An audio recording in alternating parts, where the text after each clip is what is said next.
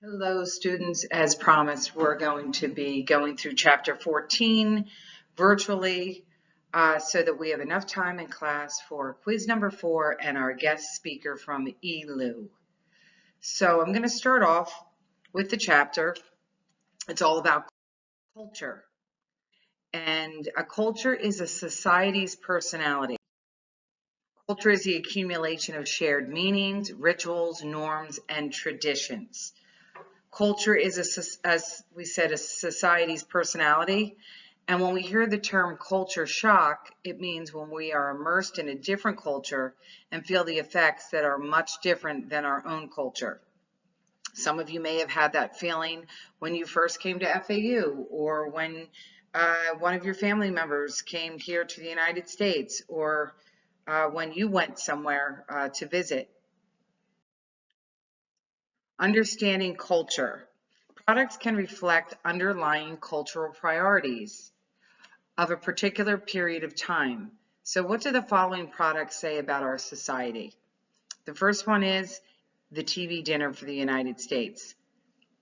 That was something that happened in the 1950s, and all of a sudden people were glued to the TVs and having their meals not around the table, but instead around the television. That was family time.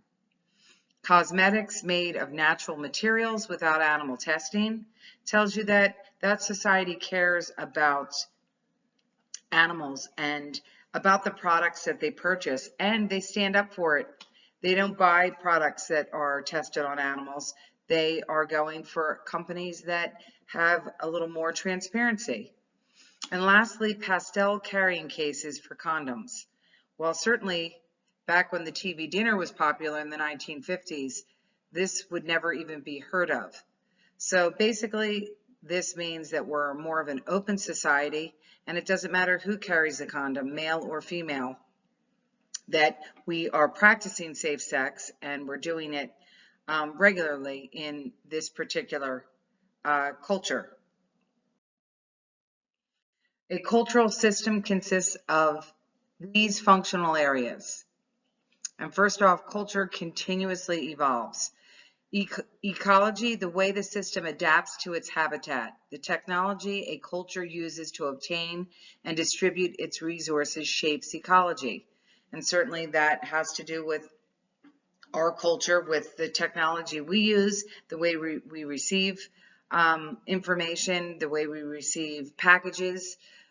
Everything is shaped by our technology. And as of course, that constantly is changing. Social structure, the way people maintain an orderly social life, including politics. And thirdly, ideology, the mental characteristics of people, their worldviews, their shared principles of fairness. So, and let me say that in every culture, that's very different. So the ideology here in America versus somewhere else is an example of how so different every culture is and why you need to be aware of those differences. Culture production system. So a culture production system is the set of individuals and organizations that create a market and a cultural product. So I'm going to give the example here of what we call pop culture, otherwise known as popular culture. And this is how the subsystems work within a popular culture. First, there's the creative part, where there's symbols and products that are generated. Then there's the managerial part, which is the distribution of these symbols. And finally, there's the communication, which gives meaning to the product. So I'm going to give the example here. First of all, music of a music release. The singer is Beyonce. Number 2, Columbia Records is like the managing system. The ad agency and corporations are also ways that you communicate and give meaning. And then, of course, you have Beyonce, who could work at the Super Bowl and arrange appearances for speaking engagements. That's the communication part. The management part is a record company, and the creative part is Beyonce and releasing her music. And this is kind of what it looks like in more of a graph form. So we have a symbol of something and it kind of goes through the system here. And then it goes through what we call gatekeepers and then finally gets to us as a consumer. Now, that doesn't mean every single thing works like this, but a lot of what happens in our pop culture goes through systems like this, unbeknownst to us. Sometimes it takes more time and sometimes it's more instantaneous. So where does our culture come from? We get influenced by inner city teens, hip hop and Black urban culture, outsider heroes, anti-oppression messages, and alienation of Blacks, and then flavor on the streets. So there's different kinds of culture. There's high culture and low culture. High culture is more like an art product that is admired for its beauty and emotional response. Then there's a craft, which is more admired because it is because of its function. And then there's mass culture, which means it creates products for the masses. Okay, so it kind of filters down from there. So myths are stories that express a culture's values, and in modern times, marketing messages convey these values to members of the culture. So let me explain what I mean by this and how it relates to marketing. So myths are stories with symbolic elements that represent a shared emotion or ideals of a culture. So we talked about mythological characters, I want to say probably a few weeks back, and how we use them as shortcuts. Like we know what a witch means, or the Grim Reaper, or we know what Mother Nature means, or an angel or a devil. Okay, so it's a shortcut and used quite a bit in advertising and messaging. So in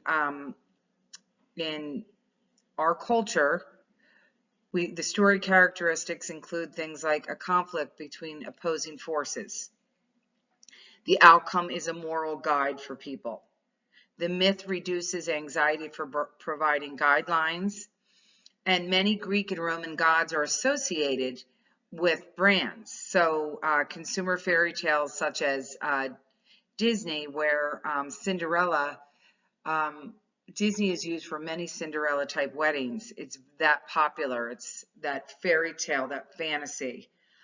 So as far as myths go, I don't think sometimes we realize how often they are used in our society, as I mentioned before, as a shortcut. It tells a story. It's something we can immediately understand, that the good versus evil. You know, the good guy in the end wins, kind of the Robin Hood effect. Okay, so the functions of myths, before I get into that, there is an article here I want you to take a look at. And there's so many mythological creatures that are connected with, and logos and symbols connected to advertising. Nike, Dove, Pandora. Let me think of some other ones. Firestone tires. So take a look around the FTD flower symbol and logo. So these are all used in the way that we promote products. They are symbols. There's a metaphysical symbol. It helps explain the origins of the existence. Cosmological emphasize all the components of the universe as part of a single picture. Sociological myths maintain social order by authorizing a social code to be followed by members of the culture. And then there's psychological, and they provide models for personal conduct. Myths are abound in comic books, movies, holidays, commercials. Monomyths are a myth that is common to many cultures. So that might be Santa Claus, Superman, Spider-Man. Many movies and commercials present these type characters and plot structures that follow mythical patterns. Many of our consumption activities, including holidays, observances, grooming, and gift giving, relate to rituals.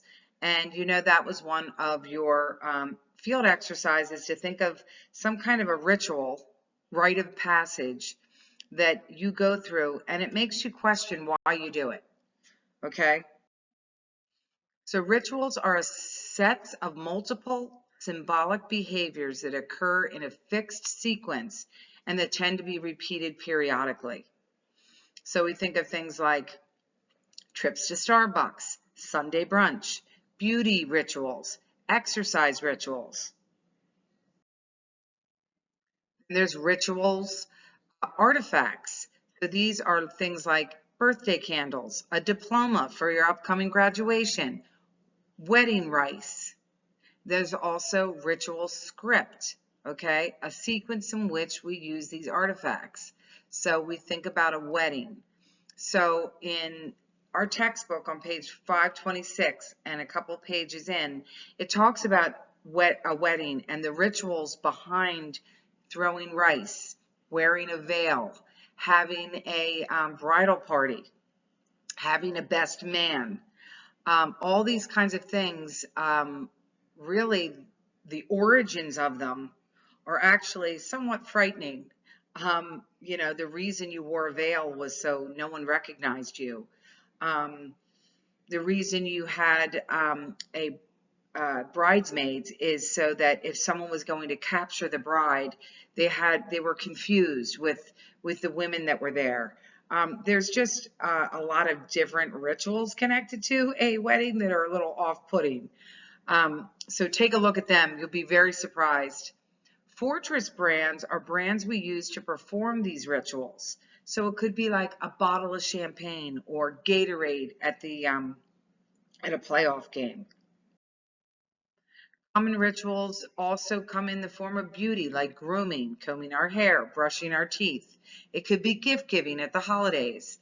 Of course, all the holidays. One that's coming up, which is for me, is Easter.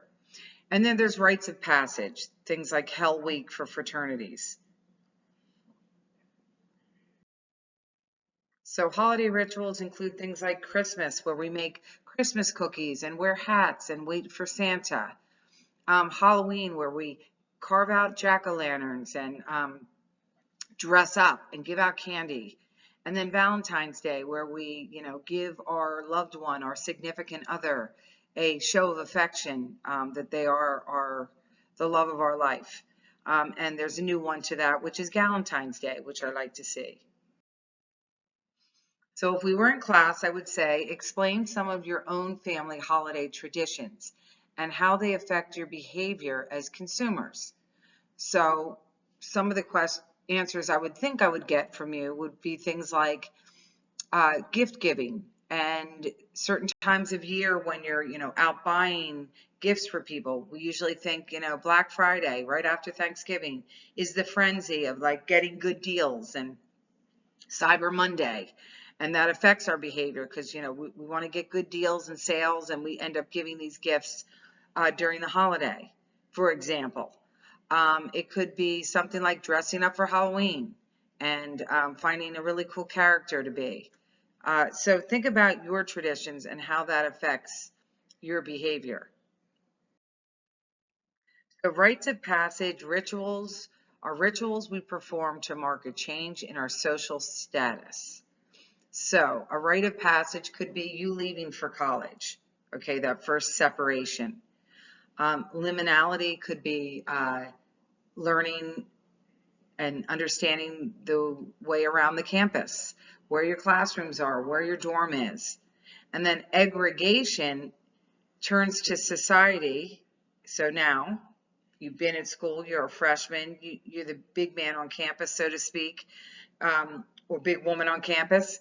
And now you have this new status. And when you go home for Thanksgiving break, you are now very established and a college vet.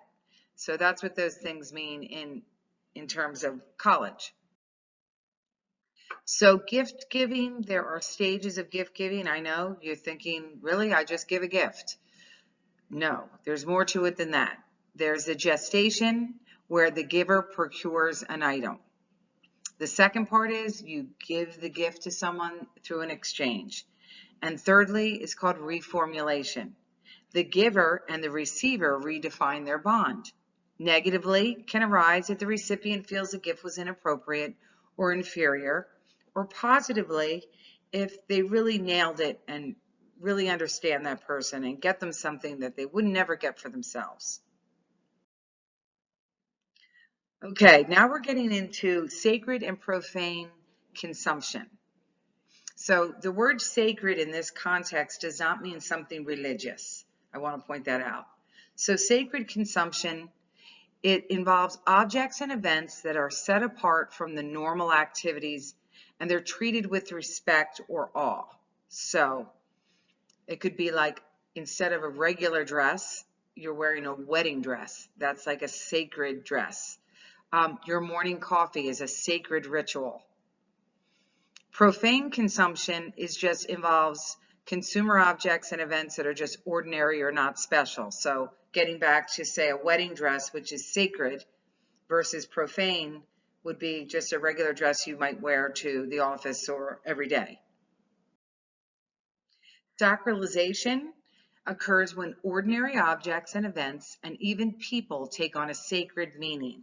I have the example here of Elvis Presley. Because still people think that he is alive and well, and he's a very collectible person, listened to, on and on. Okay, objectification occurs when we attribute sacred qualities to something that's mundane through a process called contamination. I have the example here of the ruby slippers, which are very much sought after and considered like, very interesting and sacred. And then collecting is a systematic acquisition of a particular object or set of objects because we have a connection with it. So collecting here, I have a picture of the Beanie Babies, or it could be a Pez collection, or it could be a hat collection or shoe collection. Domains of sacred consumption are the actual sacred places. Again, it could be religious and mystical. It could be a country heritage, such as Stonehenge or Mecca. In our country, it could be Ground Zero. Sacred people tend to be royalty or celebrities, and sacred events are things like athletic events or religious ceremonies, like the Super Bowl or someone's confirmation. There's also sacred souvenirs or icons.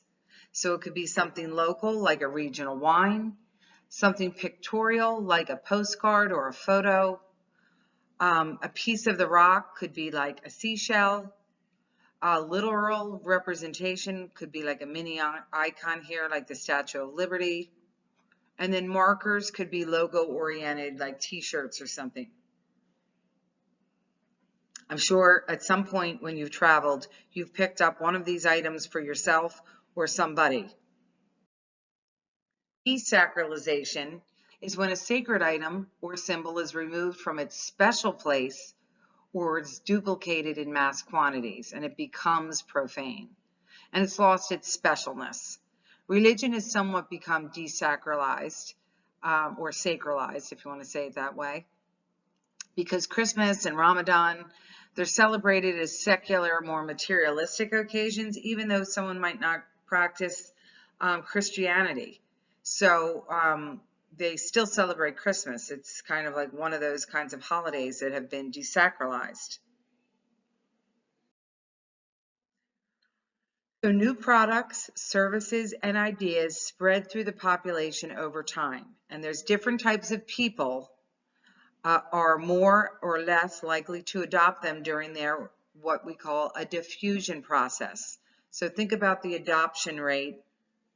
If you're one of those people who, when something new comes out, you're the first one to get it, or if you're someone that can wait a little bit and it doesn't really matter. So that's what we're going to talk about in these next few slides. So the diffusion of innovations. Now I want you to think of this in terms of your project, in terms of Skippy, and how this can relate. So innovation is any product that consumers perceive to be new. It could be a new manufacturing technique. It could be a new product variation, meaning a new flavor, a new way to deliver the product, a new way to package the product.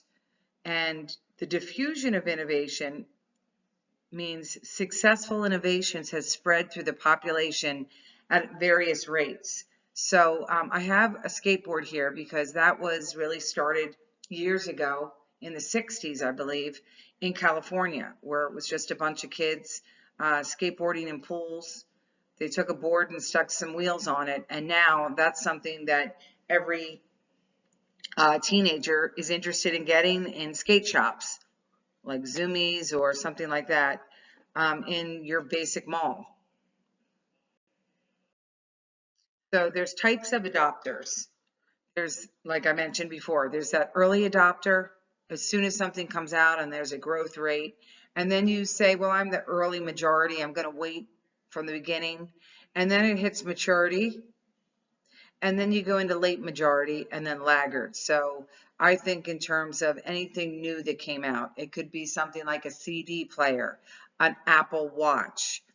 It could be a Tesla, you know, an electric car. What are we waiting for? I know it costs money, but we're kind of waiting for them to kind of get some of the bugs out, as they say, before we start getting on board.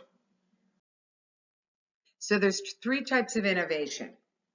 There's continuous innovation, which most companies do, and it's evolutionary rather than revolutionary, meaning adding things like a line of extension or a new flavor. It could be a new size. It could be a new spout that you put on the packaging. Instead of being a larger size, it could be something small, okay? Dynamically continuous innovation, more pronounced changing to the existing product. So I think of things like the flip top can. It's safer. You have no litter rather than the pull top where you just discarded and they were sharp. Think of the squeezable peanut butter that is now available, powdered peanut butter. Discontinuous innovation creates major changes in the way that we live, such as an airplane, a car, a computer. So there's prerequisites for successful adoption.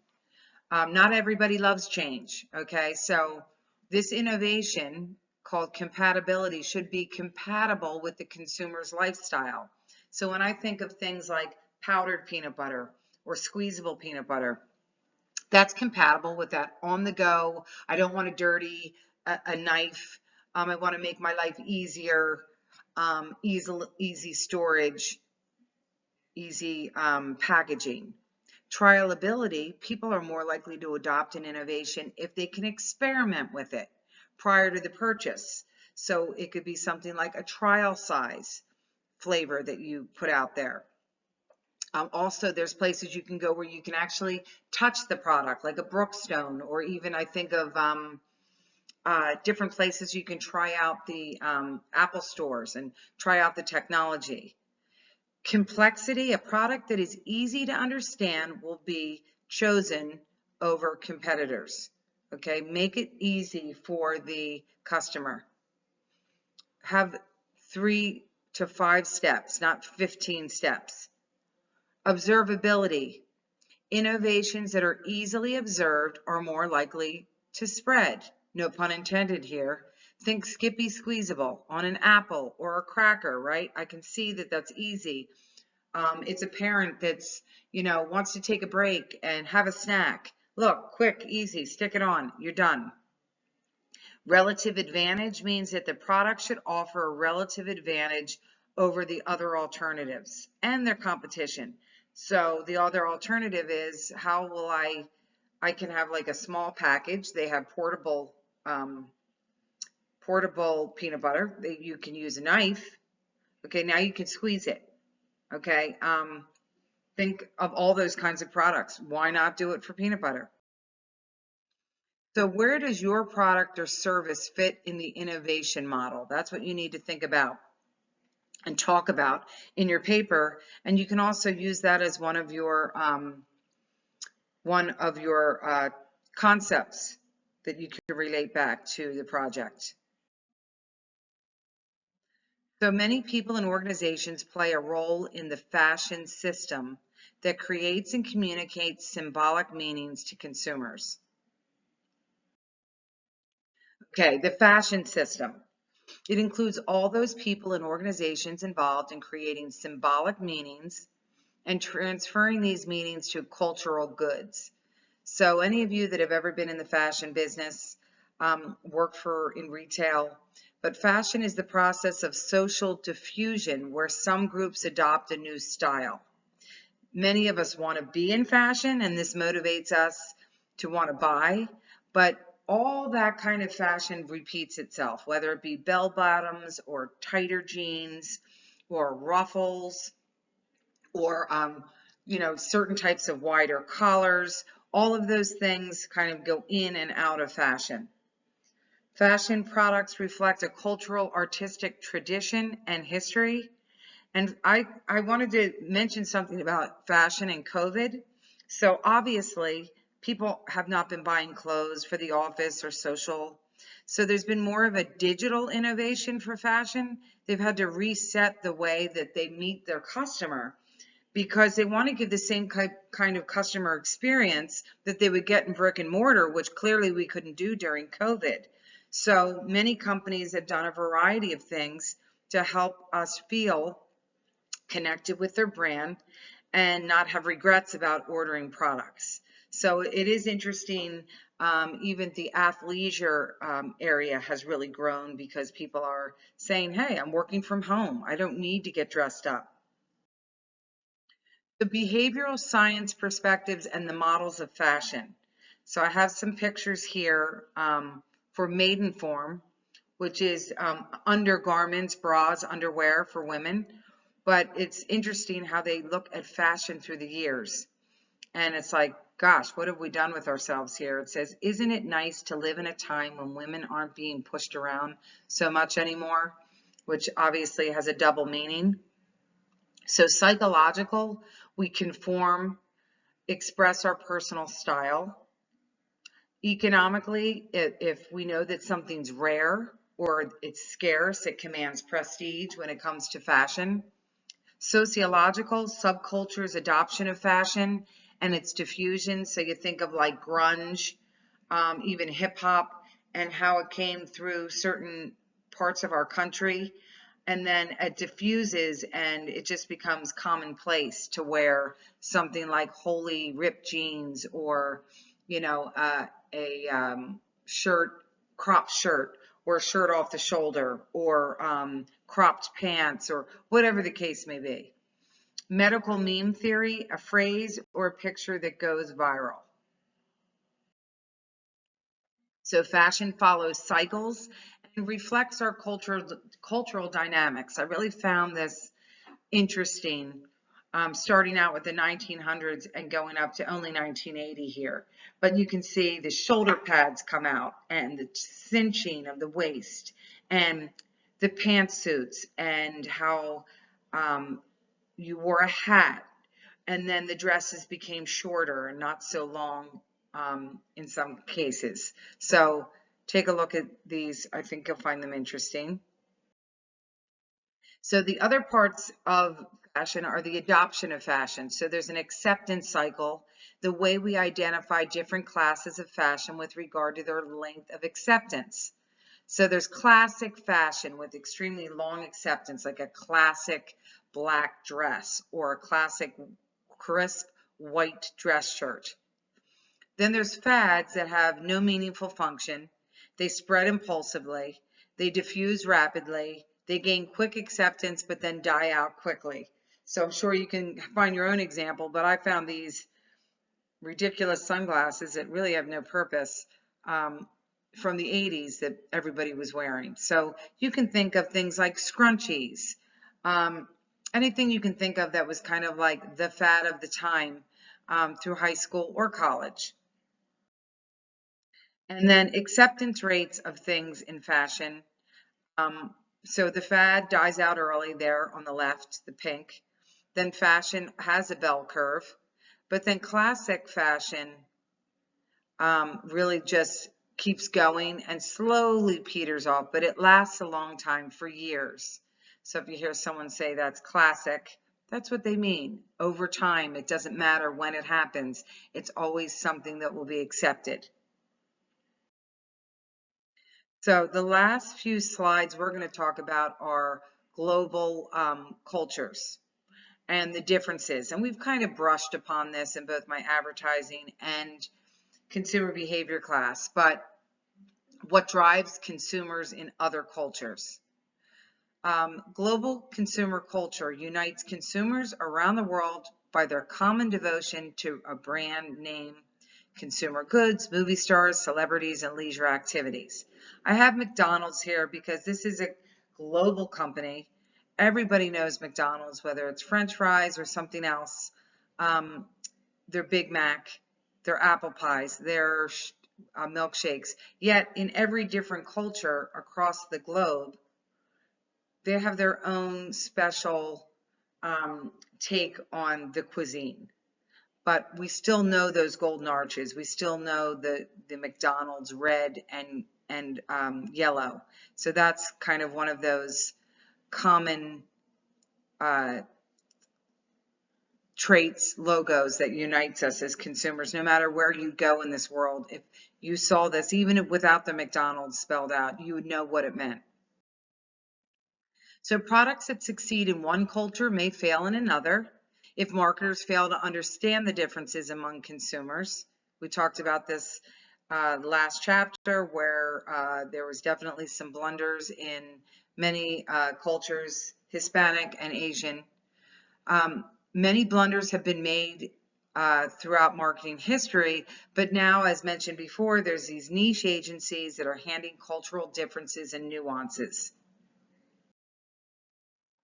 Here's a great example of a product called Nativa, and this is a product that was launched by Coke, and it is, the West is the net exporter of popular things in the world, of course, and a thing called creolization occurs when foreign influences integrate with local meanings. So rather than ignore those global characteristics of a brand, companies manage them strategically like Coke did. So Coke launched Nativa in Argentina, and using a sweetener and herbal tea called yerba mate. I've never had it before. Maybe some of you have seen it or had it. So adopting a standardized strategy can be very difficult, but an edict perspective means commonalities across cultures. So if you were to make a commercial or give advice for snacking for Hormel, you'd have to think about some commonalities that occur across every culture, which can be difficult. But here's an example of one. Teenage girls have concerns and questions about puberty. I don't care where you go, it's going to be that same fragile insecurity, questions, body changing insecurity. Teenage girls and boys for that matter. An emic perspective stresses the variations across cultures. So each country has a national character, a distinctive set of behaviors and personality characteristics. And that was clearly learned by Disney, where Disney tried to come in and kind of standardize everything with Euro Disney. And they failed miserably. This is years ago. And they finally realized, hey, we need to do things like bring beer into Disney, Euro Disney, because that's like a cultural thing for Germans. Bring our own characters in that connect with our culture. Not to say we get rid of all the characters, but make it something that reflects their culture, so they feel like it's theirs. So this is the last slide. And there's a video here. I want you to take a look at it after I speak to these points, because it's can be a little difficult to understand. When going to another culture, hopefully you'll be able to do this one day and travel for your company if you work for an international or global company. But to understand that what we do in our Western society is very different across other cultures. They have different values. And this is called the Hofstede Dimensions of National Culture. And it starts out with power distance. the power distribution in families, that the head of the household is the one in power, okay? Unlike maybe here in America. Individualism, the degree to which individuals are integrated into groups, working as teams versus individually working. Is that commonplace in other parts of the world? Masculinity, the distribution of roles in society, again, leading back to that power distance. Uncertainty avoidance, tolerance for uncertainty or ambiguity, wanting to be very clear and understanding about your product or service and being, open about it. Long-term orientation, thrift and perseverance.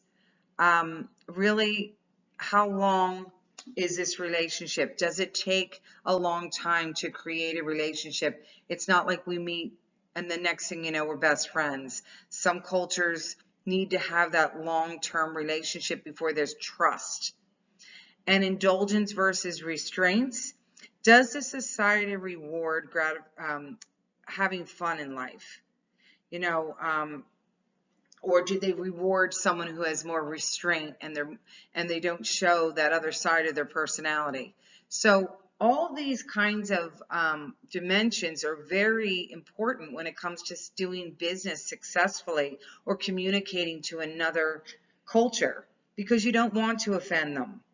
Okay, so this is why you need to take a look at this video. You get a sense of what that means, and it kind of gives you more of a visual of it. So that is it for Chapter 14. You have a quiz this week that covers Chapter 14. First part of class. The second part of class is our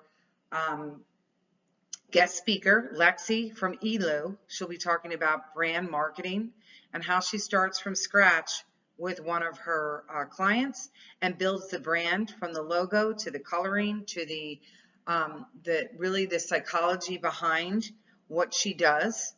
And so that will be the second half of class. There will be a participation grade. So at this point, you should be kind of putting together the last parts of your paper and presentation. We do have presentations that will be 2 weeks in a row. Group 1 through 4 will go first, I believe on the 7th, and then 5 through 8 on the 14th, and your papers are also due on the 14th.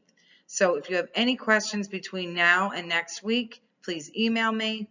Happy to work with your group and have a call, a Zoom, whatever you like to do. In the meantime, have a great weekend and study hard, and good luck on your quiz next week.